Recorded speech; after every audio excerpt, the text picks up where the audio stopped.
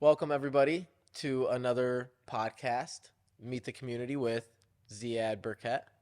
Ziad, welcome. Thanks for having me. Thank you for joining us. I was really excited to get like some of the youth and some of the younger guys, that are the up and comers of the community. And you're one on the list, Ziad, so thank you. It's an honor.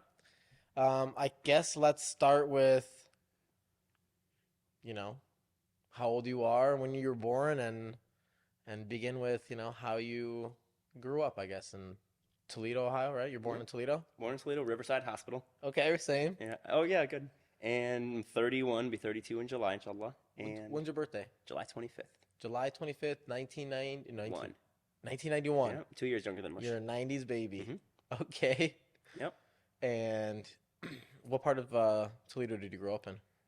I think the only house I was ever in was the one off Cheltenham, Okay. which is now a pink house. Super nice. Yeah. And then we moved to Bromley, where we're at now, when I was 5, and was there until I ventured out for a year in Perrysburg, and then until I made the trip across the water now. Okay, so now you're in Puerto Rico. We're going to get to Puerto Rico yeah. in a second, which is very odd.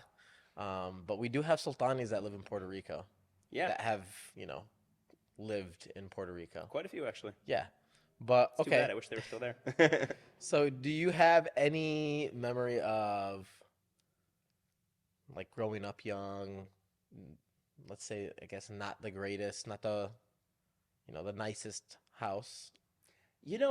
Our house in Cheltenham was nice. It was a good sized house. The only thing really remember about the house was I had a play. There was a playroom Hmm. that everyone played in, and I was the baby by a lot. So that was where I spent a lot of time. And then playing basketball in the backyard. That was most of my memories at the house. Okay.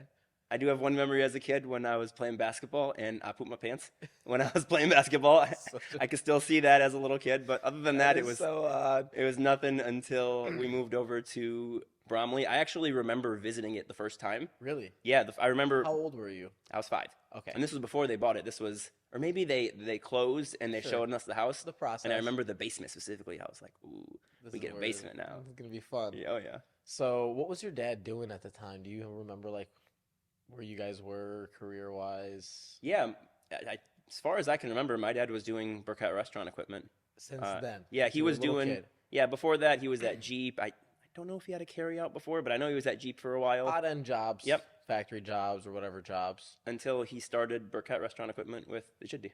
And Okay. that was, I think, was more of like a dad support kind of thing for a while. I don't know what Jiddi's involvement with it was for quite some time, but Okay. I mean, I remember going there since I was 6. And it started downtown Toledo. Yeah, it was at a smaller, different location. I think off Bancroft. This is when your dad and Jadek were in on it or Yeah. like starting that business. Yep. And then my dad ended up buying the location on Council, now the U-Haul. Now the U-Haul, Yes. which U-Haul bought and created this huge storage facility, and you guys have moved to Perrysburg. Yep.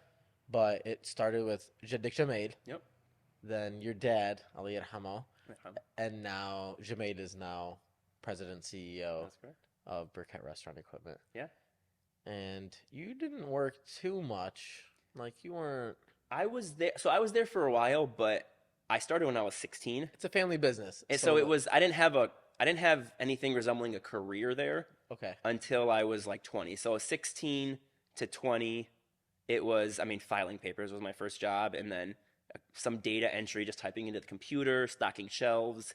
It wasn't until I was 20, I think, when I took a job in purchasing, which was the first basically a full-time job where it was like there was things I had to do every day that actually impacted the business. And you were You know, getting stocking probably paid fairly. Yeah, yeah, it was a much more reasonable rate. I mean, I was, it was a part-time job before that, but this was like, oh, like if I miss something stocking the shelf, like not great, but whatever. But this was, hey, we have an order in, you have to process it with the vendor. Like this actually matters, It's a real job. and every day it matters. Yeah. So that was the first career I got. So I was in purchasing for a couple years and was the associate buyer, then was a buyer, then was the senior buyer for the department and the head of the department for about 2 years. So I decided to, run off and do my own thing because everyone in our family's entrepreneurs. So you played a little role in Burkett and the rise, which is great and interesting.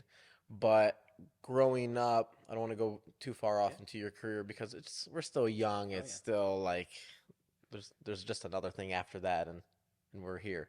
But growing up, 5 years old, You went to Sylvania schools, Yep. I went to Hillview, Arbor Hills, and Northview, so straight Sylvania through and through. straight Sylvania public Mhm. schools, and I think did your brother go private?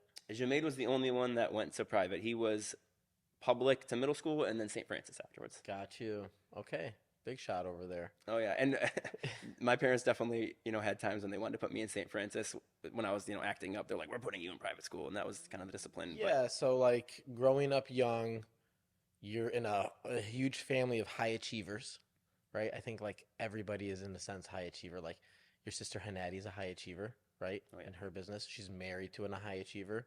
Jamaid is a super high achiever, and I even think Jamili is like this high achiever in like her family oh yeah, and their business, right? And just like this, she's really good at whatever she decides to do. you know what I mean? Like it's a mindset, and then you guys are all very competitive and very like, your guys' thought process is very intriguing. So growing up with high achievers, like how was that growing up?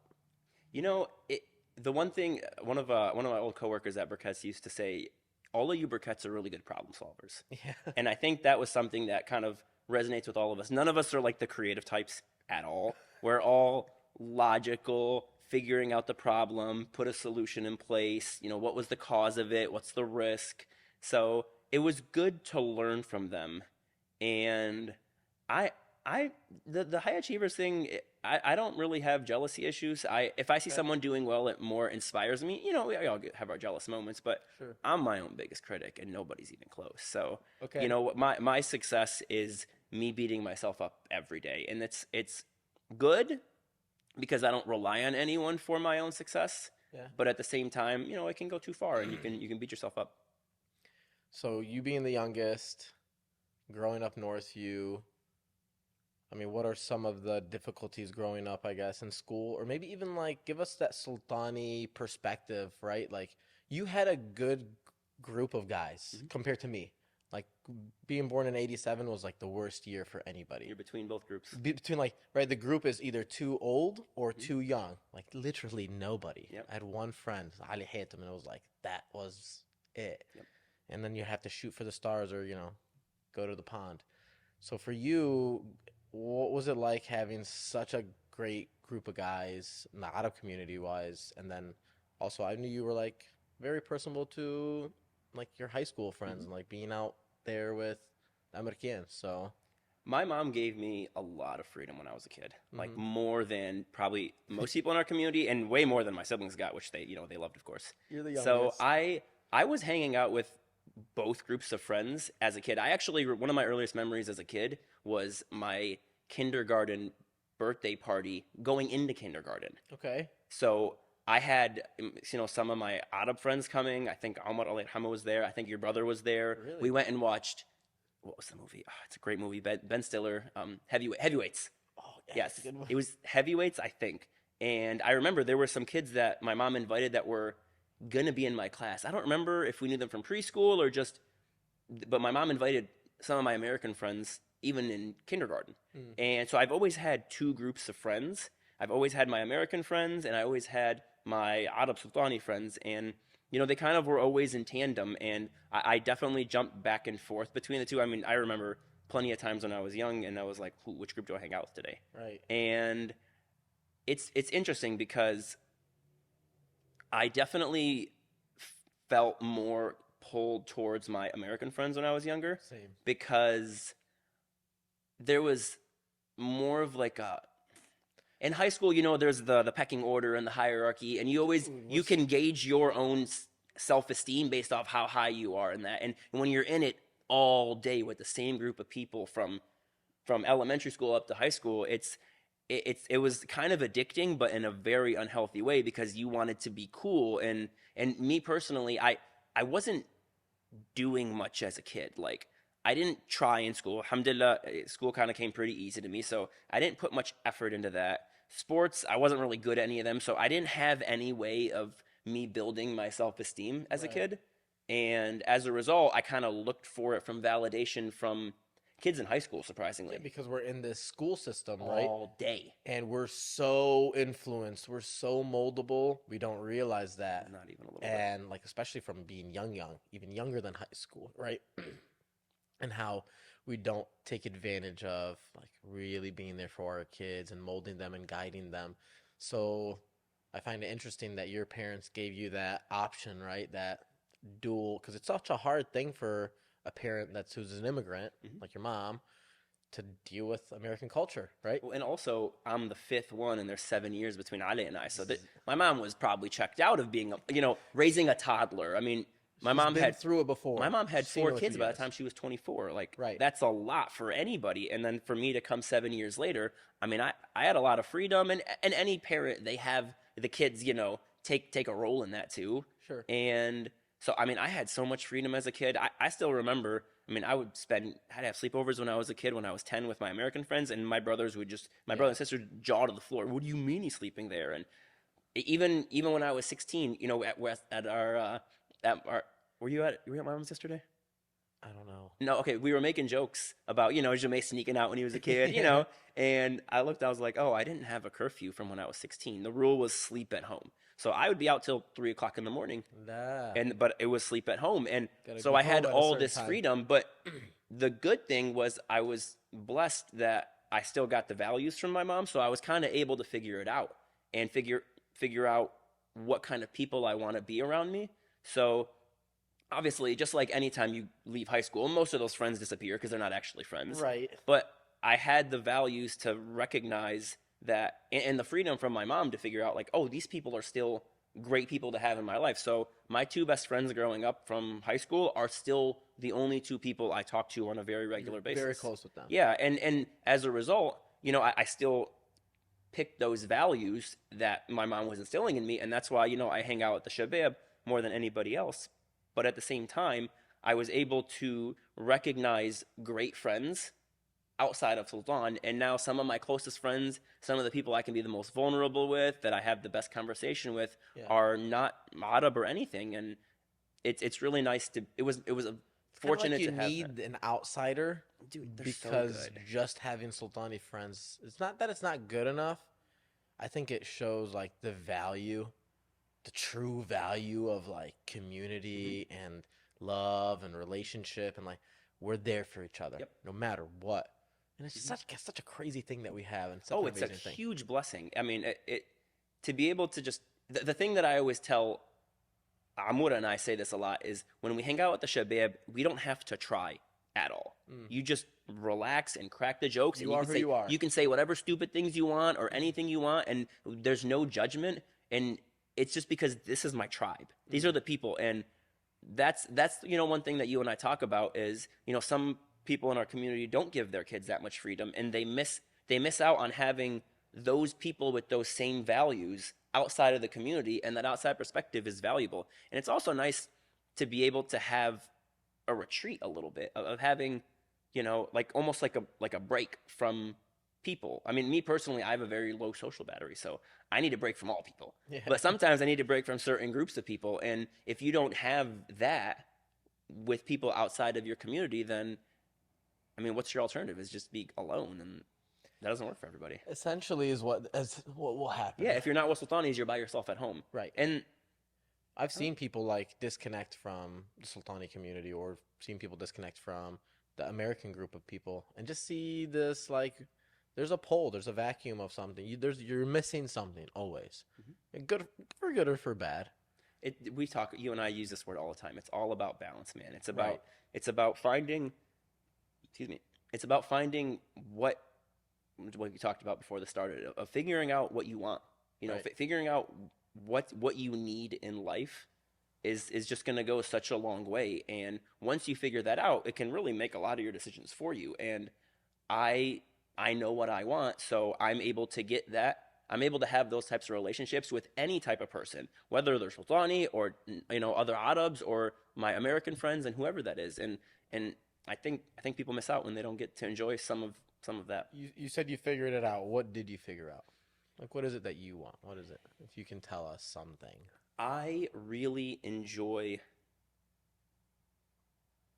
First of all, if you're not funny, that's hard for me to be around. If you're not willing to have a sense of humor, so like finding the brevity in life and the lightness in life is really important because we have a lot of difficulty in our lives. Right. And figuring out what really matters to you so that you can be more relaxed and everything else. And for me, it's all about. I've always been a very curious person. My family used to call me Curious George when I was a kid, and I have a lot of interest in life, and I want to work hard and grow as a person to figure these things out. I mean, I've been dying to sign up for jiu-jitsu for like 4 years, and I just don't have the time for it. Right. I can make the time, but I just have so many things out of curiosity. And me personally, I want to take some things really seriously and grow at them. Like when I like something, I kind of get obsessed. Like whether it's juice or paleo diet or CrossFit or yoga, if I'm in, I'm in. And I like figuring out what I enjoy, which is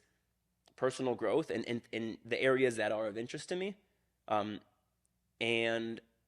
then from everything really outside of that is really just kind of taking life lightly, because it's that balance of like, I'm trying really, really hard at these things. Yeah. And then everything else I'm just relaxed about. I like that you said personal growth, because I think that's like the 30s theme, right? It's like personal growth, personal health, like take care of yourself, physically, mentally, all that. When did you feel like you figured it out, right? Because you're 31? Yeah. When do you think you figured that out? How long has it been? Honestly, the idea of personal growth came about to me the minute I finished high school. Okay. Because I felt it was a combination of that pressure of everybody being around, everybody looking at you at all times went away. Sure. And it was the first moment in my life where I got to choose what happened in my life. You don't have a choice to go to high school. I tried these sports my mom signed up for, and my mom wanted to give me the experiences, and I wasn't good at any of them, so I just didn't stick around with anything. Do you feel like that's how kind of health and like self-health and juice came about? Like the idea of juice? It's 100% a byproduct of that. Like indirect, right? Yeah, but it's slow. I went from not really trying at anything in life until I was really 18, because a lot of it was forced onto me, because you don't really get to make your choices when you're 17, 16. Right. And then just a matter of time of, okay, now I get to pick my school schedule, and I get to pick my classes, and I get to pick my career, and I can also pick my work schedule around that. And it started to give me empowerment to kind of dictate my life. And then now that I could choose what I wanted to do, I could also choose what interests I have. So in school, and right when I was 18, it was really just figuring out that I have that control of what I want to do. And then shortly after that, it was more about what is starting to interest me. So I started working out when I was 19 for the first time ever. Right. I did some kickboxing classes and started lifting all weights. Things you're learning new, right? Then, in this time. And then to your point about juicing and health, I went from eating. I mean, I ate garbage till I was probably 18, probably up until 20. I still remember getting McDonald's at the corner of Monroe and Detroit on the way from Burkett's to UT. And at some point, I just thought, I should stop eating like crap. Yeah. That's just the start. And then eventually it was, I should eat some more like a lot more homemade food. So first level was like, no more fast food. That was the low hanging fruit. And then I remember, if you remember Austin from Burkett Restaurant Equipment, told me, you ever heard of this paleo diet? And I was like, no, what's that? And he said, I feel like that's when you started to get in the loops of like dieting. He said, no sugar. And I was like, I'm out. And then he brought it up like 6 months later. And I was like, all right, stop being a wussy, Ed. So I tried it and I've never looked back. It changed the entire way it changed a lot of my life, because one, it changed the way I look at food and look at health in general, because people say, and this can be a topic, but people say like, oh, I'm a healthy person. I'm like, probably. But have you ever tried being like annoyingly healthy and seeing how you feel? Because every person that's ever done it has went to me and said, you were right. Yeah. Jihad Shaheen is the perfect one. He was, he used to tease me all the time. I'd be in, paleo stuff, and Jihad smashing a bowl of cereal. Yep. And I still smash bowl of cereals. Yeah. Yeah, but now my bowl of cereal I got here. Yeah, I'm team cornflakes because it's organic sugar, organic corn, and salt. But now, he tried it 2 years ago, and he's like, I take back everything I said. Yeah. Like, I feel amazing. I'm never bloated. Energy levels, mental clarity. So we should work out and take care of ourselves much better. 100%. Think about how much vitamin D deficient we are, and how much as a community genetically we have issues, right? Like from the gut issue, right? And how much we don't eat. Like if we changed our diet or fixed or seen what was wrong with us, we can really become, we can advance and we can become better. It'll change your life if you try it, because what it'll also tell you is how big of a life change you can make in any topic if you commit hard do it. So Whether that's diet for 30 days or whether that's, that's why there's that extreme 75-day challenge yeah, of, I've seen now these that's too much and it's hard to challenges sustain over 75 days. But if you try something really, really hard, you can get really, really, really good at it in a short period of time. that's also when you change habit, right? They say after 60 or 90 days. But like my oldest, Ali, like we noticed like there were some issues, right? Attitude or just things didn't make sense. And it's like, what is going on with him? So we did a little hair test and they find out exactly how your body processes things and your copper and your magnesium. And if you just change your diet and like cut out sugar at night or cut out, dairy or whatever is gluten-free bread or just certain things that you need to adjust, which I don't do a lot of that stuff still, but just basic things, right? Eat a higher protein, have more vitamin D. There's like a little easier diet than going super crazy like you. Which is why Midwest Juicery came about, was because I couldn't convince anybody to do the super crazy thing. But he's changed, since we've ever changed his diet, he's changed and gotten better. So it's just like there's such a correlation and we just do not see it. Yeah. Oh, it's everything. I remember as a kid, I loved Pepsi when I was a kid. Sure. Pepsi was life. Coke was gross. Team Pepsi. And Coke, I remember we used to have the sodas at our house, and I would drink like 2 or 3 Pepsis in like an hour. I know people and drink 2 liters like it's nothing. But I'm 7, bro. Yeah. And I would really just get the bad jitters. I'd get so excited. I had so much energy when I was a kid. I still talk fast because I got energy. But I mean, add the energy of a kid to someone that has energy naturally, Right. plus 3 cans of Coke, and I was never. I always remember that. I always remember like, when I have a couple of these, I don't feel very good, and it changes everything. I mean, how many people do you know get hangry? Oh, all the Everybody. time. We all do. And unless your diet is on point, You just got to throw it on. exactly. But Ramadan, even for me personally, this was my hardest Ramadan ever because I didn't follow my diet. Huh. I never get hungry during Ramadan ever. Alhamdulillah. My diet's on point. I eat a high protein, low sugar diet. I basically, like, ideally during Ramadan, I eat steak, I eat some vegetables, and I eat watermelon, and that's it. Ziad, you eat nothing, okay? I want pizza. That's what I ate. Burger. I had a burger at Waffle House last night. It was amazing. You would never have Waffle House. I don't want to get too off topic about that, but okay. So you're a super healthy freak. How did you get into juice? So it happened when I was okay. So full story. Here, let me hear the full story. I like making decisions, like impactful decisions. I'm a curious person. I think of something, I do some research, and I want to try it. And at Burkett's, it's a big company. It was 60 people at the time. No one person can do that, but I want to.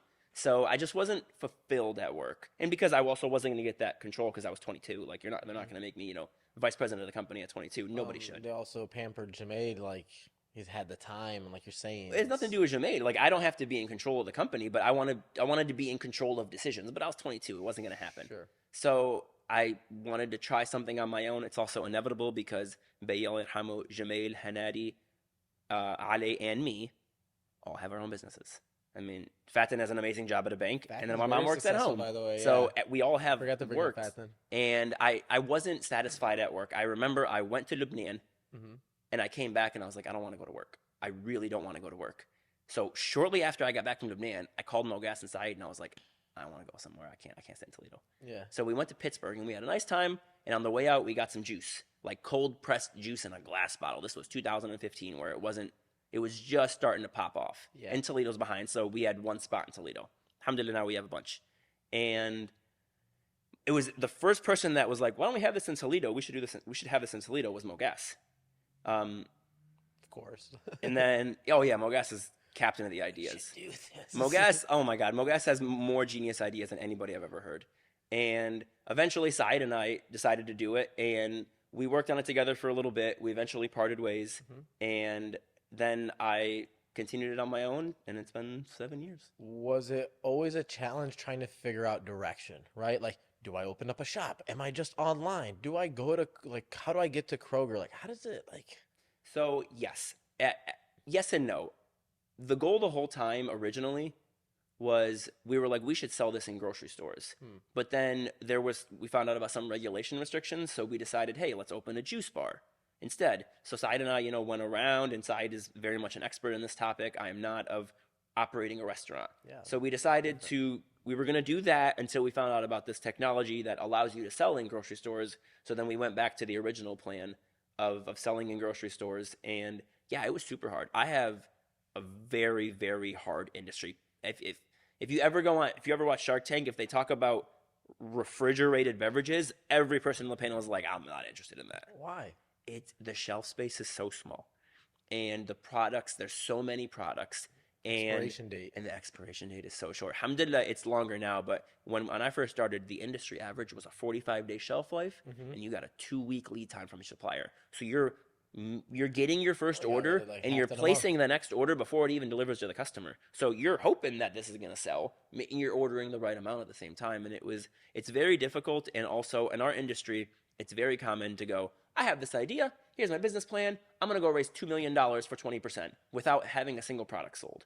And I never did that because, for one, it seemed kind of daunting. I felt probably part of it was a little incompetence of like, insecurity of like, I'm not going to go raise this money if I don't even think I can do this, or I don't know if I can do this. You're still unlocking yourself, right? Exactly. So I decided to do it the super slow broke route, which is literally just scraping for pennies and using my savings and a $10,000 line of credit for the bank, which is nothing for my industry.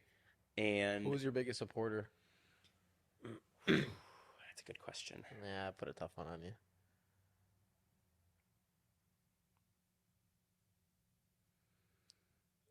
Sure, it's multiple people. I mean, if I had to pick one, that's probably my dad. Okay. Yeah, because my dad can relate. Yeah. My dad quit his job to start his own business. Okay. Your dad quit his job to open up Burkett. Right, yeah. My dad worked at Jeep and then opened up Burkett Restaurant Equipment in downtown Toledo. And grew that. Yeah, so he probably could relate. Do you have a story about your dad? You want to share, like, about him growing or, like, how he started Burkett? I've heard stories, but not from his son, I haven't really heard too much of the origin stories. I just know that what I knew about my dad, and my dad, this was my dad's words, was he used to say things, because, when Jamae took over, he had, there's always that growing period. Adam talks about this a lot, of the growing period of taking the business from your dad. And that, my dad used to always say, like, I don't necessarily know how to, like, grow a business, but he's like, but I know how to make money. And that very much was the case, because my dad did a lot of things and always knew how to make money. My dad was very good with numbers, so it was negotiate well to buy low and sell high. Like, that was his strategy. And did you get your analytical side from your mom or your dad? Yeah, for sure. Dad, okay. And so your dad was your biggest supporter. How was it growing up with your dad? Because not a lot of people know your dad in general. And I think a lot of it dealt with just his disease and not being able to see him and stuff like that. Like, it's such a, I remember as a kid, it was weird for me coming over your house because I didn't know, like, what's going on. Like, there's a man in a room, right? I don't know. He can't get up. Like, what the hell? What do you mean? What do you mean? Like, I just couldn't understand it. Yeah. So growing up, like, how was it living with your dad and MS, So I'm unique in that because I'm so much younger than everyone else, I didn't know any different. My dad got diagnosed in 89. So my youngest... In 89? 89. And I'm born in 91. Okay. So my earliest memory as a human was, 5. I remember him walking, though. I do, too. I remember my dad walking. I remember it getting progressively worse and walking with a cane. I even remember when his was really bad. Like, it wasn't horrible, but it was still in that cane phase process. I remember he called me one day and he said, come outside. And my dad pulled up in that old Corvette. And I was, in my mind, I was like, two things came out. I'm like, one, gorgeous car. And two, how are you driving there? Because, I mean, it was like I had to help him inside at, 6 years old because he couldn't walk as well, but still. Helping your dad. Oh, yeah. So that, those are some of the things that came about. And obviously, it got progressively worse to the point where he was in a wheelchair, but still had a little bit of hand movement. But, I don't remember exactly when, maybe 8. I mean, I don't think he was like fully quadriplegic until probably the early 2000s. Because I remember we have that picture in our house of Hennadi's wedding in 2001. Yeah, he had a kid. And he was standing up. Like, Ali and Jamaid were holding him, but he was standing up. Okay. So he still had some amount of muscle stability to be able to at least hold himself up with support for, you know, a 20-second picture. And that was 2001. So it was shortly after that where it was just nothing. And Downhill. so neck down, zero movement, I but he remember. still had sensation. He still had nerves. Right. So he couldn't move, but he could feel pain. So that was, you know, a difficult part of the process too. Yeah. And after that, it was, you know, just, it's the only thing I've ever known. So it was difficult, but I didn't know any different. I knew I was different for what I had, obviously. Yeah. But I didn't have anything to compare it to. So I just like find it so hard because like for me it's like I wish my dad played soccer with me, or I wish he understood sports to even like understand. And I felt like your dad was always athletic, or he knew about sports and he knew the game. And so I think it's more of a physical problem. Was like, how was it just not having that comparable to other people, right? Like, did it ever bother you? it, I mean, it didn't bother me in the sense that I was upset. It was just, I just accepted it as a kid. I do remember, again, one of my youngest memories as a kid, I was playing with my friend David. He moved in third grade to the neighborhood. So this was third or fourth grade. Yeah. And we were playing this game where there's two people standing, you know, 30 feet apart, 20 feet apart, and they're throwing a baseball back and forth. And you're trying to steal bases, basically, just running back and forth in a straight line. Pickle, yeah. And I remember running, and I remember stopping at one point and going, I don't get to do this. And it just always stuck with me. And I wasn't upset. It was just, Like that's the hand I was dealt. Yeah. That's the hand I was dealt. But it always stuck out, and I wasn't upset. I mean, I can't be mad at him. He didn't make a decision that got him there. No, of course, but I think it like humbles you as like somebody that's always missing something. They're more humble than another kid, or more appreciative, or more, you know. So it's just a different perspective. I'm sure your brother has a different perspective. I'm sure your sisters have a different perspective. Your mom, but like taking care of somebody like that, like how hard is that? Like as a family. It's difficult. It was difficult because my dad was a very prideful person before this happened. It is tough. So dude.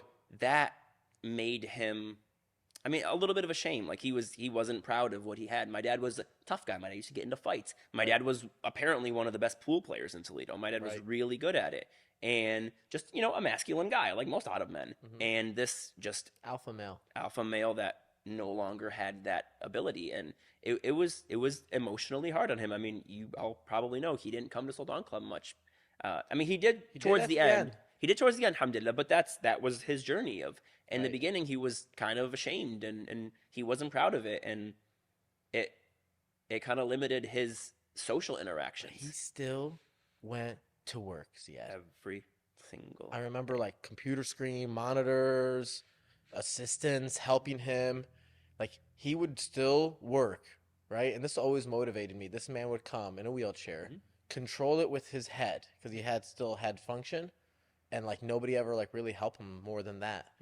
And get to work before me every day, running the business, getting into the stocks, and like getting in meetings, you know, like really helping Jamaid and you know, getting him with Burkett. And it's just like crazy to see somebody with like do that versus my dad would just sit, make a couple phone calls, like completely different ways of making money and hustling, right? Completely different hustlers. And it's just such an odd thing, right? Like we talked about, something happens to someone and everyone reacts differently. Right. And my dad had some, you know, like every kid had some things that happened when he was younger. Nothing terrible, of course, alhamdulillah, but just experiences that he had that shaped his personality. And one of which was he just became self-driven. He worked so hard for his own sake. My dad never bragged. He just worked to validate himself. My dad looked for validation from himself only. Did he ever like tell you like how he grew up and like his difficulties maybe, and maybe that what made him so like high level? Or no, my mom told me those stuff. My dad. Okay. My dad wasn't. He, you know, it was difficult for him. It was a difficult time, so he didn't want to share. Because you're the last, you know, you grew up with him with MS. Yep. Versus, you know, a different story from others. So yeah, it was. I mean, look, we all have our trials, and they all shape us. And what shaped him was, I'm gonna work super hard. And I mean, my dad went to work every single day, and my dad lived to work, and my dad loved it. Like this is what gave him purpose in his life, was his work, because it's what gave it. It was because of his limitations physically. This is what he could control to prove to himself that he is worthy. I think your dad is one of the most amazing people, and I never got to know him as a kid, but when I worked for you guys, I got to know him on a more personal level. He loved you. And yeah, because I mean, I would stay after work and lift him up in the wheelchair and then, help massage him and like sit and talk to him and really get to like dig in his mind a little bit. And I got to appreciate him even more and got to see his drive and his push. I don't think there's another Sultani like him with that drive and that push to get up and go to work and do the things he does and win, and see his kids grow as well. And like your dad's what, second generation? Beit Baraket have been here for a little bit longer than my dad, right? Because everybody has went back. Right. I think you guys stayed, or one of the only families, Beit Shaheen and you guys stayed. And you're one of the smaller families as well. How ironic. Right. Very ironic. So it's like, I take pride in knowing that somebody like that existed in our community. Like these are his children. Yeah. Right? Yeah, his mind was all he could control, and he was going to control the hell out of it. What an amazing story he had. So I wish he was still alive. It's like, it's hard. So losing your dad, I guess, that was what, 2 years ago? Yep. And like, how was that feeling, I guess? Like, were there things that after he died you thought it was going to be this way, but it's this way? Was there any changes or effects that you're like, man? My biggest curiosity was how it was going to affect my mom, because my mom was his primary caretaker, and Right. she had so much responsibility, not just the obvious, like the emotional toll it took of just having to take care of someone, but literally the time of having to be there all day. So my curiosity was really how that was going to shape her, and I'm really proud of her that she is now has some time to enjoy her life, and she is. She's Right. going to Japan all the time. She did a trip with Khairti when she came. I think they went to Boston. Right. And obviously she came to visit me in Puerto Rico, and I'm glad she's enjoying her freedom. And It's another phase in life. yeah, in terms of how it affected me, because he'd always been sick, Yeah. and my dad destroyed the time clock of how long he's supposed to last. His case of MS was so long that he wasn't supposed to make it that long. I don't know the diagnosis of anything they ever said, but Sure. 30 years with his condition was not expected. So he'd always been sick, and then he got sicker, but it was slow and it was a while. So it wasn't a sudden thing, which was a little bit easier to accept. And again, he continuously defied. I mean, my dad got really sick he started getting really, really sick in 2017, after he had a lot of personal deaths in his life that, again, affected his mind, because we talked about my dad's mind and my dad's willpower was everything. And, he had some deaths in his life that were really, really, really hard in a very short period of time. And that chips away at you. I mean, I lost Armor and Yeah. it's really hard to miss someone like that. Yeah. But he lost 3 of those in like 9 months. So it started to affect his willpower. So from 2017 on, there were more frequent hospital visits. Right. And then it got really bad this was Thanksgiving of 2019 is when it was like really bad. Like he slipped into like, it's a type of shock. What is it called? Like not Sepsis. septic shock. Yep, septic shock. Okay. And that was really, really bad. And it was like, we don't know how long he's going to make it. And there's bed sores. And all the bed sores. The bed sores I've heard like bigger than your hand, bigger like holes. Yeah, holes. And so that happened from 2019 on, and it was just more frequent hospital visits. And then it got really bad. And when COVID happened, I'm trying to remember when, but it was still in that time period though. It was in that time period, and there was just more frequent hospital visits, and we're not sure how long he's going to make it. And so it was easy. I mean, it wasn't easy, but it made it easier. Alhamdulillah, alhamdulillah, Allah gave us, what I found to be an easier journey than what happened to Ahmad, because that was, obviously he's younger and it was a tragic thing, but that was I woke up one day and he was gone unexpectedly. Whereas this was to be expected. I mean, even when my dad was towards his end days, and he was just unresponsive for so long that we decided to pull the plug. Right. He still lasted like 6 more days, or 4 more days. We pulled it on a Thursday. We had this big emotional moment as a family, and then he just stuck kept around for going, 4 man. more days. And He was I mean, strong. we thought like we were going to wake up and he was going to be I gone. remember And visiting he him a couple just, times. I mean, even when he's in a coma, he was still strong. Right. Right. And I'm just like compare that with my dad because he was in the hospital for 3 weeks and just like the smallest little virus can just break you down. Hmm. So, do you feel? I mean, do you want to talk about Ahmed or losing like somebody that close? Talk about anything you want to talk about. So Because how? this is very close for both of us. Right, Ahmed like to me, like I said before, like had caused that same traumatic effect of like losing my dad. Right, and that vacuum that just gets sucked out of you. Like, I guess, what was it losing like your best friend, your cousin, your Oh, it's the hardest thing I ever went through. right? Yeah, by far. Um, I knew he was struggling for a while, Mm, but Ahmed and I didn't have. Uh, we had the closest relationship ever, but we didn't talk about our problems that much. yeah, Um, and yeah, it was hard. Like, I mean, I'm just now getting to the point where I don't think about him every day. me too. Right, I mean, when it first happened, probably for the first 6 months, I'm not joking when I would tell you I think about him every 10 minutes. for me it was 2 years. Hmm. Like the first year was every day, all the time. So, like, how did you hear? Like, where were you when you heard about it? I was asleep. Mm, I got a phone call from Shmail and I ignored it. And then he called me again and it came right out of his mouth. And it was like a scene out of a movie. Like, my body went hot. I was on fire. Like, I was sweating and I went outside and I was freezing and I was still sweating. And the first thing I did, oh, it's going to be hard. The first thing I did was call your brother. that was on the other line. You guys were sitting next to each other. You guys were Right. playing FIFA. And I called your brother and he didn't answer. And then I called him again. And back then, I was the early bird. I was asleep at 9 o'clock every day. And Amud was like, why is Ziad calling me twice? It was late. It was like 11, 12 o'clock on a Right. Sunday. On a Sunday, I'm getting up for work in the morning. Right. And he's like, Ziad's calling twice. This is not good. And I told him, and that was hard.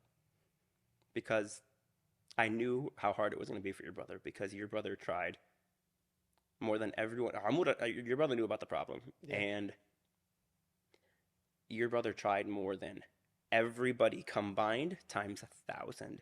And it really, really, I knew it was going to hurt him because a couple days prior, your brother called me and was like, man, I don't know what to do about Hamuda anymore. I haven't talked to him in a month.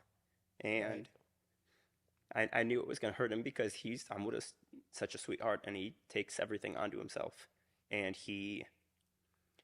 I knew he was going to blame himself. I knew before I made the call, I was like, damn it, he's going to blame himself. And I remember this specifically because I knew this so well, and it was validated on his 1 year anniversary. Your brother and I went to the cemetery, and he broke. It was me, Amuda, and Basima. And your brother broke down, and he's like, I wish I tried harder. I'm sorry I didn't call you for a month.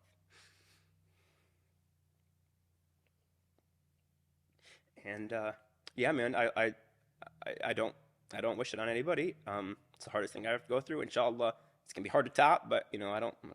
Hopefully, Allah doesn't have that written for me. But Yeah.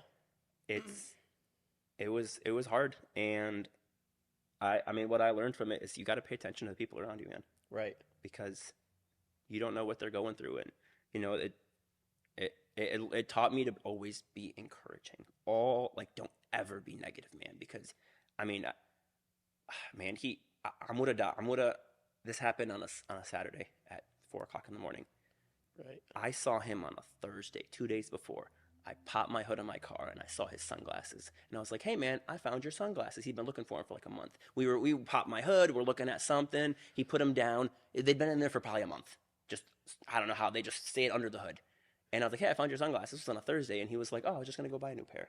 I mean, the guy told me 2 days before that he's going to go buy a pair. Yeah. I mean, how could I have not known? I don't take all the responsibility on myself, but some of it, and you got to pay attention to the people in your life, man. Right. I blame myself. I want to ask you because Sure. somebody told me in one of the episodes, I'm sorry I'm not all the way up on this, but No. somebody told me in one of the episodes that you said the two hardest things that ever happened to you were your dad's death and Ahmad's death. Right.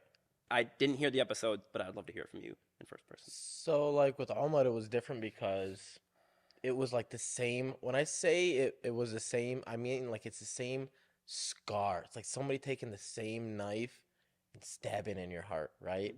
For my dad, it's different because it's like me died that day. Hmm. But with Ahmad, I think there was so much more involved to the story with me and Ahmad that it's like me and Ahmad we have a gap, Hmm. right? I'm not that close to Ahmad like I would be to you or to Right. my brother or to, but with Ahmad because I was working at Burkett's, we got close. Right. And I'm always that inspirational. I'm always that impactful. I want like you guys to look up to me and like and guide you. And I've always tried to do that for Ahmad. He And needed it.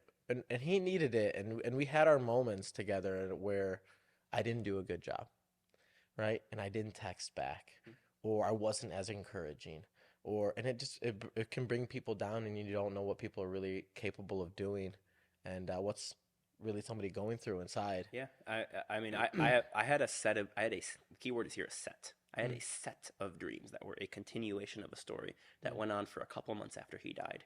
mm. And I mean, we could talk for 4 hours about just those dreams. I wrote about them. Like, I'm not a writer. I'm not one to write in a diary. It was so complex. I had to write it down.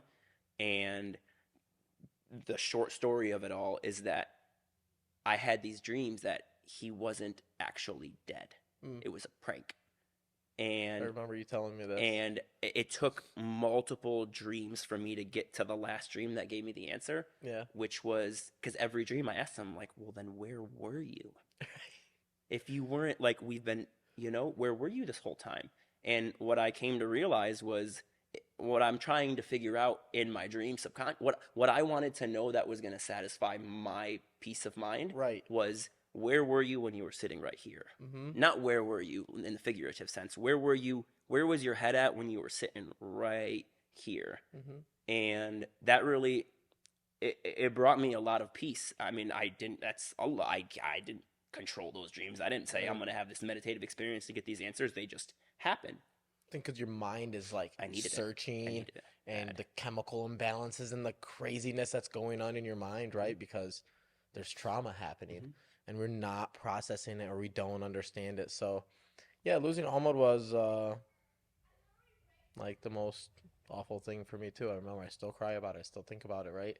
But for my dad, it's like more accepting, Yeah. right? His ending is more accepting than Ahmad's, right? I feel like I have a little piece of left that Yeah, of course. I mean, caused it. part of it is age. Your dad, alhamdulillah, had a longer life. Right, But and part of it was he diabetes and chose to make this decision right. that was like, this is enough. And that's what's so hard for me to accept that somebody's willing to do that or think a certain way or act a certain way. Mhm. And so for our community to really process or and understand it, I think we have such a difficult time. Yeah. It's so taboo and all the taboo stuff we don't want to talk about and Even it's some of the like, guys, like our boys, like they yeah, don't want to talk about it. no. And I mean, I get it. It's a hard thing to talk about, but man, if you can't learn from that, man, you're gonna get another reality check at some point. Right. Inshallah, you don't. I want to be wrong, Right. but I mean, if you can't take a lesson from something like that, man, that's life's gonna hit you again. From a youth perspective, I mean, what's your opinion on things that we could do as a community that would prevent something like that from happening? What were some of like the signs, I guess? Oh, we gotta be we gotta be more encouraging, not positive. Positive is, I'm not gonna. Sure. Positivity can go too far, but encouragement is really What kind of about lacks what in our about community. balance at home? Because I felt like that was kind of one of the Oh man, he was dealt a bad hand, he was man. dealt a bad hand. Yeah, It was just tough. yeah, it is. I mean, yeah, he didn't have a great start. So Right. he had these things that started in his childhood that shape your personality. Right. And I mean, man, we just gotta be there for each other, man. We gotta be more encouraging, especially when you see someone that needs it, man. Mhm. Because man, like anybody that went out of their way to be nice to them, he fell in love with. Right. What And did you tell to me earlier? It's not about what you say. It's not about the words you choose. it's about how you make someone feel, man. Right. And I would remember people that were close to us that he would tell me in private. And I haven't told all these people these, so I'm not going to call them out on this. Sure. We don't want there's bad luck. people in our close life that he would express. He didn't hate them or anything like that, but he's like, man, this person does this or did this to me, and it wasn't encouraging. Right. But on the conversely, when someone was positive and encouraging to them, even if they weren't associated with us, We got to be careful with the things we do and how we act towards each other when we're there. he used to. Maybe not saying hi to somebody in a nice way Mhm. subconsciously would affect that person. He You know might be who he- more sensitive Mhm. than you or vice versa. Yeah, and it's all about, you don't even have to try to go out of your way. Just be nice. Like, I talked to you about, like, if you can't make someone laugh, like, you're missing out on life. And Right. he used to tell me, Ahmed Samidi, he's like, I love that guy. He's so funny. Because Ahmed's such a jokester and he's Right. such a hard ass, but like in a fun way. And if you're not, The the older victim. Ahmed Smidi? No, Ahmed Samidi, Hussein's brother. Okay. And he used to tell me, if you're not on the brunt of Ahmed's jokes, he's hilarious. So, he used to tell me like, oh, I like him, or just he's really funny. He's really got good sports opinions, and just anybody that was just made him feel welcome, Mm-hmm. he loved, man. And it's a shame that when people say like, do you feel bad? And I'm like, I do, but I know I'm not the only one to blame. We're all to blame. Yes, as a community. Because every one of us sees someone in our community that could use some encouragement, and we all fall short to this day. I guarantee you, if you all look, I'm gonna look at the camera. If you all look around at Sultan Club, within a minute, you can see someone that goes, damn, they could use a hug. You're right. Or they could use a friend. Just or they could just help. use someone to just come and say hi. And we don't go out of our ways. We're not only we are known to be the cliquey community, and we're Right. cliquey within our clique. Guilty as well. Sure. We are cliquey within our clique. We don't want to go. I think all communities have a click issue. I agree, but Within then we a- all have the within a same clique. issue of. Yeah, of course. And I'm not blaming us Sultanis like we are different. I'm saying this is what we need to learn from it. Right. That's We how need to talk. learn that like dude, you got it. Like this whole it takes a community thing. Right. Then act it. Then actually live that. Of you see someone that's struggling, help them. Or if you just see just someone that's trying to do better, encourage them, man. I think like we just get lost in everyday stuff, right? Going to work, supporting your kids. Like, there's so many things that are in front of you. It's so hard to think really past that, but we need to. And I think these conversations, you're right, a little bit you goes don't a have long to way. dedicate your life to someone at Sultan Club. That's I think but just walking up and saying hi, how are you? Right, You having a good Eid? Just the littlest thing. If we all did those littlest things, it would amount to so much. Right. It's that.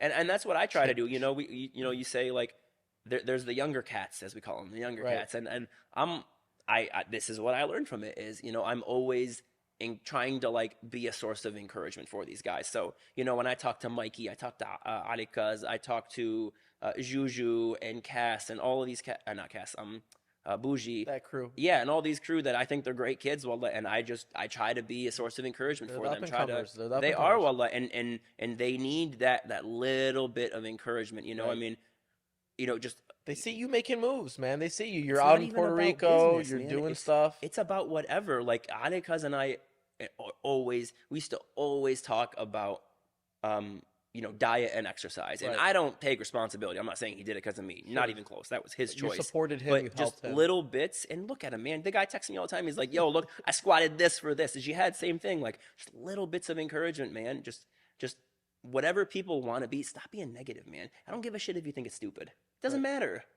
If it's not destructive for them and they want to do it, man, let them do it. And let them learn on their own. in a Someone told sense. me Crest is doing jiu-jitsu. I think that's so cool. Obviously Right. because I said I want to do it, but partially because this is what he's doing and he's committed to it, man. Dude, tell him good job. Tell him that's cool. Tell him, what belt are you at? Ask anything Nah, to show go tell him interest. go get a job and go Yeah, get a degree. that's stupid and- shit, bro. It don't matter. Yeah. It matters to him, man. And that's Right. what should matter. So, how did you get successful in Midwest Juicery? Like, what was really that took you over?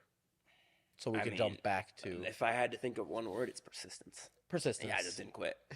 I mean, What was it- your first big deal? the first big deal I ever got was and it was on accident. I was in New Orleans visiting my friend. I was at a coffee shop, which is my normal office, taking up 4 seats because I got my computer over here and my jacket over here. I hate you. And some guy walked up to me. He was sitting next to me and he goes, "Hey, do you know how to fix this on Excel?" And I fixed it for him. and he started asking me about his business, and we had a great conversation. And then he's like, "Hey, I'm gonna help you get into this grocery store, Rouse's, which is in Louisiana, and they have like 70 locations." And that he connected me with his boss, who got me into that grocery store. So that was Oh, my first big one. I got a store before that that had 24 locations okay. called Earth Fare, but this was the first like chain. Okay. And that was the first one, alhamdulillah. And that was about the time when I started to refine my pitch Okay. because What I year have was that? 2021. The first sale was 2016. So Okay. So 5 you've come years a of long way from like creativity, building, operations, Mhm. whole to 2021. You land that big deal, Yep. and things just start kind of moving fast. Yeah. I mean, I knew from day one I had something that was different, You believed in your product and I very believed much. in my product because in my category, which is cold pressed juices, they're all the same. If Mm. you I don't even have to tell people that. Just go to their websites and read their mission statements. They're all the same thing. One of the meetings that I got that was my big account also in 2021. No, this was 2022. I'm sorry. 2022 was, I don't remember, one of the years. It was Meyer, and I had a meeting with them, and I was the last juice company she met with, and she told me that, and I was like, well, I gotta ask, how did those meetings go? What did you like? What didn't you like? And she said, I asked them all what makes them unique, and they all gave me the same answer. And I was like, Heather, that's my pitch. That's my pitch. Is there's no differentiation. It's all cold pressed juices, 100% fruits and vegetables, no added sugar. Drink us. It's like the old Homer Simpson Duff beer commercials Right. of Duff beer. Right. Just drink it. Right. And I from the inception of the company, the idea I had on the product was low sugar, was less sugar, more vegetables, because that was that paleo diet that I followed. So I always had that differentiator, but I'm not good at marketing. Right. So I really struggled with the packaging and the messaging and the creativity to kind of express that. And I still struggle with that to this day. I'm working on not doing it by outsourcing it. I still remember your relabels and you coming to all of Yep. us, and just you're always asking for people's opinions and help and just perspective, and you're very absorbent. You took everything Yeah. and you analyzed it and you put it all together and you kind of make your choices from there. I still have pictures of when I brought those bottles Yeah. fresh off the line. I brought them over to the original shop. I remember you asking And- everybody, I'm like, why are you asking him? Like, what does he know? We're like, bro, I want to know. Mhm. He could be a customer that's going to buy this off a Mhm. counter. And it's just like, Because I know what I suck at. yeah. So I ask other people for their advice. So that's when that happened. And yeah, I know what my strengths are and I know what they're not. And So that how really many helped. stores are you in now? I am going to be coming up on 800, inshallah. 800 Yes, stores, Ziad. alhamdulillah. In Midwest Juices in how many states? I guess. Oh, give I me a wrote this rough- down, but I rough think estimate. it's over 20. Over 20 states. Yeah, it's basically all of the central and eastern time zone, except I will be in Texas soon. So I think like take back like Oklahoma, South Dakota, and then like New England, and Sure. I'm in everything else. So Wow. I'm in California. Louisiana. No, sorry, just the eastern and central. So like Okay. half this country. Okay. So you're And working on the West Coast. no, I think there's still so much more opportunity Okay. in this region. I mean, I'm not in Whole Foods, Still, so yeah. that alone is half of it. But I'm working more on the marketing Mm. to raise the brand awareness because I know I can sell more in my existing stores. So that's the low hanging fruit of the growth. What's your big dream? Oh, to sell for sure.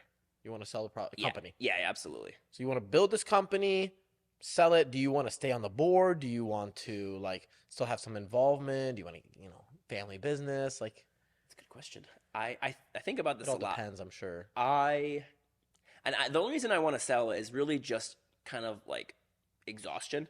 Okay. Single person entrepreneur, didn't raise all the money, still single person entrepreneur to this day, and it's short shelf life. The raw materials of kale doesn't last very long either, so it's a lot of chaos. Refrigerated trucking is a nightmare, so just exhaustion.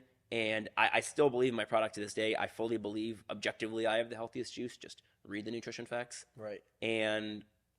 But I'm getting close to that point where like I think this is the end of the road for me. Uh-huh. How much involvement I will have will vary depending on if I find a buyer that wants the whole company. Do they want me involved? Yeah, there's a lot of But variables. There's a lot of variables, but I would say my ideal scenario is I sell 100%, but I still like kind of consult for them As a because founder, as a exactly, you know, if they get a meeting with Whole you're Foods, keeping the direction for the yeah, company, and I'm sure as a somebody purchased a company kind of wants that in the beginning. right. And also there is still some involvement I might have in the industry, whether it's consulting for my Right. company or other food brands, as Okay. well as, you know, if I can keep doing some private label stuff, that would Yeah. be great because it's it allows me to optimize my skill set Uh-huh. of sales and marketing or sales and operations to not do marketing. Because Sure. if you don't have the product in your name, you don't have to market it. Right. So really just sales and operations to use my skills to help brands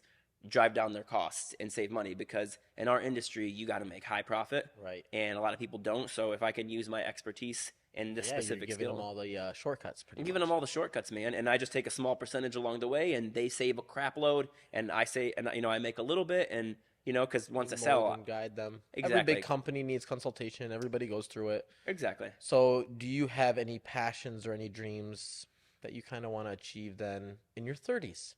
Because right, let's let's say you wanted to get married. Hmm. I think there's one. How did you get to meet your wife, I guess? Or like I guess tell us the story of wanting to get married. Did you always want to get married as a young I kid? did. I want to Okay. answer what you just finished though about the Okay. 30s because I just realized this myself on this, which is why I love. I think talking is such a healthy exercise because you think by talking, and I just kind of realized I've been in a like a personal rut for quite some time because I have been just business. Anything outside of here does not exist. You know me, I'm the biggest gym rat you'll ever meet, and I don't really work out that much anymore. I've let my diet slip, and I don't this this part of my life almost feels like high school all over again because I don't make any of these choices anymore. I have to do I this. feel like every 10 It's years of my phases. life, I'm going through a new phase. Yep. And I'm So I like, feel oh like I'm in man, high school I all over felt again that. because I have to do these things. And I, there is the pressure of measuring myself against other brands that are right. killing it and measuring against other juices that, damn, they beat me to that Or your shelf. other friends or And other people, or 100%. it's just And constantly there. I want to get back to the curiosity I had and the joy I had of doing things in my early 20s. I don't really like find joy in things that much right now, which kind of sucks because I'm so work focused. So part of the reason I want to sell is I want to go back to being curious and Right. enjoying life. Like I am dying to sign up for jujitsu. So what made you go to Puerto Rico? I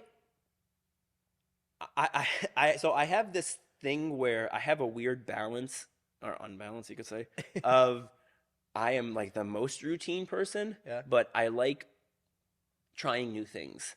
Okay. So like for the longest time, pre Midwest Juicery, all that. I'm a routine person. I could do the same thing over and over again, and I realized that I can get stuck in that, and I didn't want to get stuck in that in the same spot the rest of my life. I was born and raised in Toledo. Alhamdulillah, I love it. I love the city, but I have to try something different. Like when Right. it's almost, I don't know if this is how it's going to turn out, but it's like when I go to a restaurant and I know what I want, but I'm going to get something else just to remind myself that this is what I want. Sure. So And this is kind of like America, but it's not America. exactly. So that was part of the reason is I need to live somewhere else at some point in my life. I Right. can't not try it.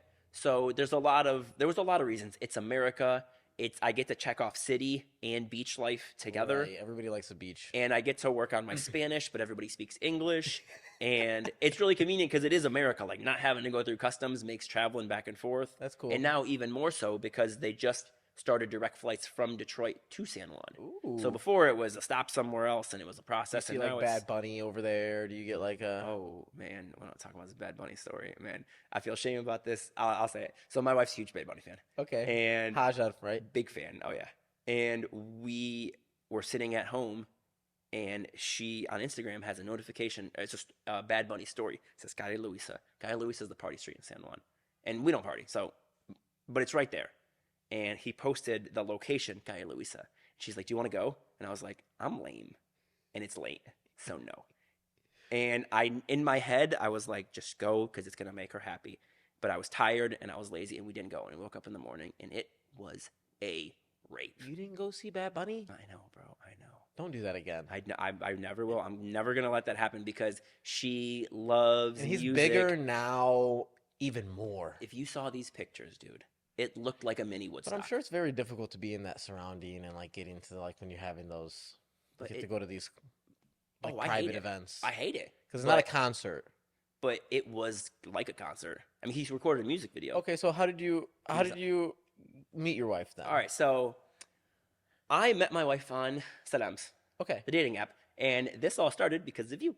So we were right over here, and as y'all know, our community likes Here to at pressure the old each other shop? at the old shop. Man, I was that was sitting there. 2018. We were just sitting there. This was 2018. It 2018 was or 2019? no 2018, Okay. and might have been 2019. I started Anyways, shoes in 2018. I started over here in 2018. and I remember you and I just sitting there shooting the shit, and as a typical Sultani, you go, "When you getting married, bro?" Yeah. And I told you, I was like, dude, I wanted to get married since I was 19 years old. You didn't find like an attraction to marry Sultani? It was my first place I looked, of course. No, but I'm saying, okay, so you did look Of course. Sultani. What were kind of like some issues growing up? Just high level, like trying to find somebody Sultani, right? I didn't have an issue with finding a Sultani. I just didn't find a Sultani. Okay. It was really that simple. Like, that was the lowest hanging fruit. These are my friends' sisters or hike Right. and just people that, we have similar values to, as we kind of talked about. As you grow up, you And understand just your those things values. just didn't connect. And you I just just didn't find find the one. It's Okay. really that simple. I mean, I don't, Allahu Alam if there is only one for you, but I didn't find someone that I could, I learned this as I got older, but I didn't find someone I could fight with, which is a big one. And, part of that is you growing and how to fight. But Right. if how do you navigate difficulty but at the same time, there's the chemistry and compatibility. Right. Do you have someone that you enjoy being with and you want similar things in life? And I just never found that person. I talk to people like everybody does from our community and just didn't really find one that was like I like. So you connect with this beautiful woman from So her name's Hajar al-Hariri. Okay. Sorry, she's Egyptian. Hagar al-Hariri. Hagar? Hagar, yes. So we're supposed to say Hagar. We're supposed to say Hagar, but I'm too much of a punk. We so say I don't Hagar. Okay, man, Yeah. I've been messing that up. My nice family members say Hagar. Hanadi and my mom, Hanadi and Fatin and the people that are more supportive. So of we me. should call her Hagar. I mean, you should call her Hagar because that's her name, but I'm hard-headed, so I don't. I like and I that. like to tease her about it. Okay. Anyways, so she is Egyptian. Okay. She's born and raised in Egypt. She came to the U.S. when she was 7. Oh, wow. And they came to New Jersey, and it's where she was raised. Okay. Maybe one day we get her on the episode and she can explain more. Oh, she would love to get on this. She could talk like crazy. Okay, so you meet her on Salam's. Yep. So, the story started here. You told me, like, when are you going to get married, bro? And I made this, I was like, name someone. Tell me a girl to talk to and I'll talk to her. Right. And You you did were say that. quiet. And I was like, exactly. And I was like, he's like, I don't know, go get a dating app. I was like, what, bro? Like Muslim Tinder, like Minder? I made that joke on the spot. And you're like, yeah, that. And I was like, what do you mean, yeah, that? And you're like, that's a thing. Like, that's what it's called? Yeah. That joke never dies for me to this day. And I tried it, and it took a while, a lot Sure. of swiping. A lot of swiping. But, alhamdulillah, I talked to a lot of nice people, just not the right ones. And then Right. eventually, I through that process and prior experience, I figured out what I want in a person. I talked to some girls, and I feel like you gave people a list. Like, hello, It was my right name's here. Ziad. Mhm. This is you got to pass this list. Check off what you check off, and like you get it and you grade, and you're like, nah, nope. Basically, yeah. Honestly, I mean, that's very much my personality is like list check boxes. But, Right, that's how I look at I you. was able, through my experience and being my own self-critic and figuring out what I messed up in the process, both in my actions and my selection process, Right. of figuring out what I need. And I actually figured out, I don't want this to sound cocky, but this is a simple way to encapsulate it, is I need someone that's like me, Uh-huh. but a sweetheart. So you found it in Hagar. I knew she was the one pretty quickly because Okay. I'm not joking. I said, "Wahiyat Allah, I need a sweetheart version of me." And I met this girl. I'm like, she's a sweetheart version of me. All right, we're good. And what does she do? What is like her passions or career? Or... Oh, her passion is like giving people love. Okay. She's like the biggest sweetheart you will ever meet. I could have married this girl based off of the way other people described her and never met her. So if you probably ran into her on the street, it probably would have been the same outcome. Yeah, for sure. That's- If I had talked to her for like 2 minutes, I I'd like been that all answer. right. That's a good answer. Yeah, because her neighbors are all obsessed with her, and every person that's ever like met her is obsessed with her. She's an amazing person. She's I like her. a complete sweetheart, and she's all about the energies and the vibes, but she genuinely gives that off of like, I just met you, I'm gonna give you all the love in the world. When did because you guys get married? we got married in October of 2022 in San Juan, Puerto Rico, Recently. just 6 months ago. I know I missed your wedding. I I would know. have went.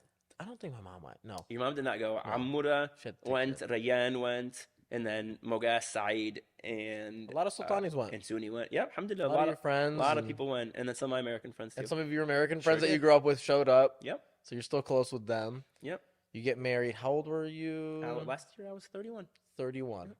So Only now, married 6 and now months. you're just going to turn 32 now. That's correct. So this is all kind of recent. Yeah, Moving to very. Puerto Rico, It's been 6 getting months. married. Oh, I'm getting the married when the baby's coming out. I'm like, it's been 6 months, guys. Come on now. Give it a Yeah. minute. When are we going to get a baby? Can you answer? No, of course not. Allahu alam. But also, I want to enjoy time with my wife. I'm the type of person. Everyone thinks, everyone tells me I'm an extrovert, and I'm not. I am an introvert. I like small groups of people. Sure. The Sahara at Mogas last night is like the perfect max. It was like 15 people. The Red Hike, that's the limit. Right. But even less. Like my ideal Sahara is like 4 guys, and my personality is even more so. Like I love hanging out with one person. And You've come a long way, Ziad, from like how I remember you as this little annoying kid with a very loud, like, just so much energy to like this sharp, humbled version of you just that has gone through so much. And it's so interesting that you got to share your story with us and like really get down and just the process, right? And you get to really explain it. And for the younger kids to show you like you're still dreaming, right? And you're still achieving these really big dreams, but yet you kind of don't know what the future really I holds. have no for you. idea. I mean, especially like if I get to sell my business whenever that time comes, like Right. I have a complete clean slate in life. Yeah, And you I- could open up gyms. You can. No Who idea. knows what you can get into? Got some ideas, but they're all just ideas, and it might be none of them. Yeah, and it might not work out. Yeah. it might Or I just- might be stuck with the business for 5 more years, and I can, inshallah, I can reinvigorate that like passion with it. Yeah, But you don't know. yeah, no, I don't know. So it's very interesting. I hope we get to talk to you in the future and like see the Ziad then at 31, 32, and Ziad here at 42 and 45, 50. So, I mean, I'm really proud of you, where you are, where you stand, and I wish you the best of luck, Ziad. Thanks for having me, and I wish the same for you, of course. Thank you, man. I appreciate The that. encouragement to go along the way. Thanks for coming in. Great.